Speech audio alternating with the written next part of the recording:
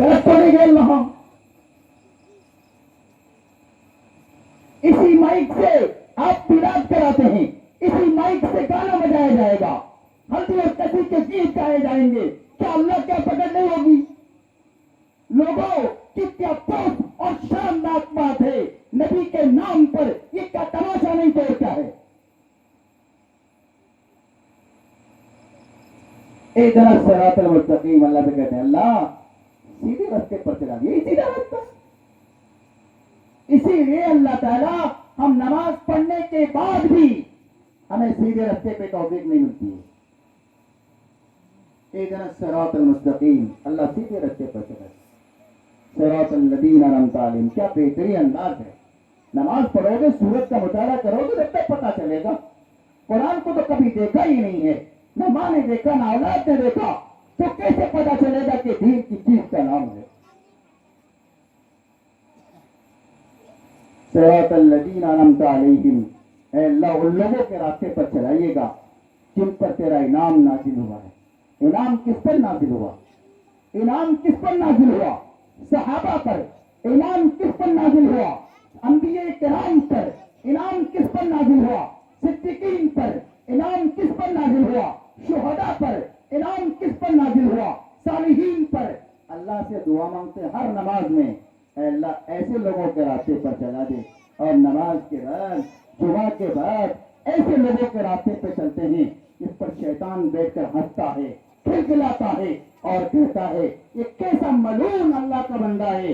एक तरफ अल्लाह से जाकर कहा ऐ अल्लाह मुझे सीधे रास्ते पर चलाइएगा, और एक तरफ नमाज सलाम भी नहीं फेरता, इधर कहा करके इतना गलत काम कर रहा है, इतना गलत काम कर रहा है।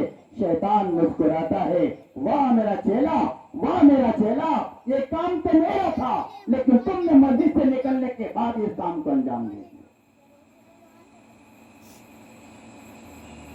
लोगों ये कब आएगी?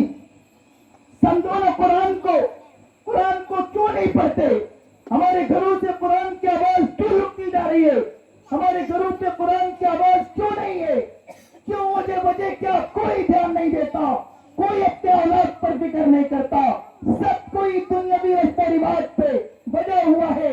चाहे मौलवी साहब मैं हूँ, हाजी साहब हो, हाफिज साहब हो, कारी साहब हो, सारी दुनिया का निजाम इतना बस से बदतरीन होता जा रहा है, ऐसा लगता है आप शिकायत दूर की बात है, ऐसा लगता है कि कल क़यामत आने वाली है। ऐसा निजाम चल रहा है, ऐसी चीजें चल रही है, बड़ा अफसोस होता है।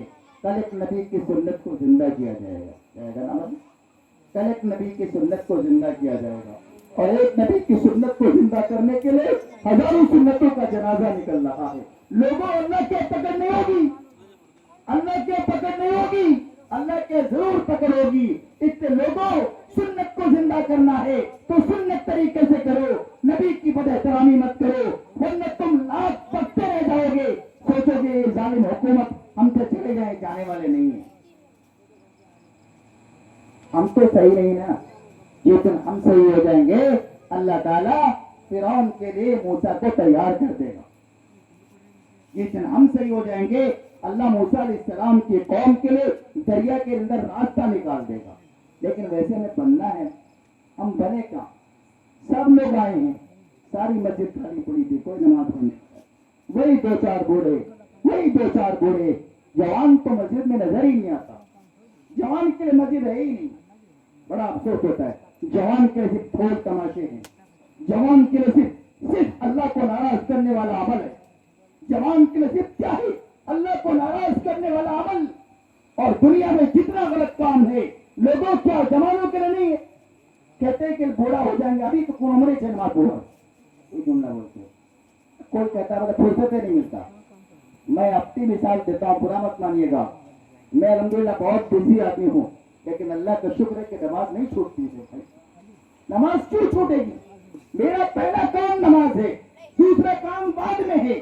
मेरा अल्लाह पहले मेरे लिए है, दुनिया बाद में मेरे लिए है, क्योंकि दुनिया को अल्लाह ने बनाई है। उस अल्लाह को नाराज करके दुनिया लेके क्या करेंगे? क्या दुनिया से मरना नहीं है?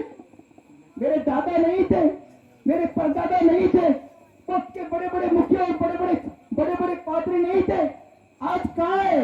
उसके बेटे क्या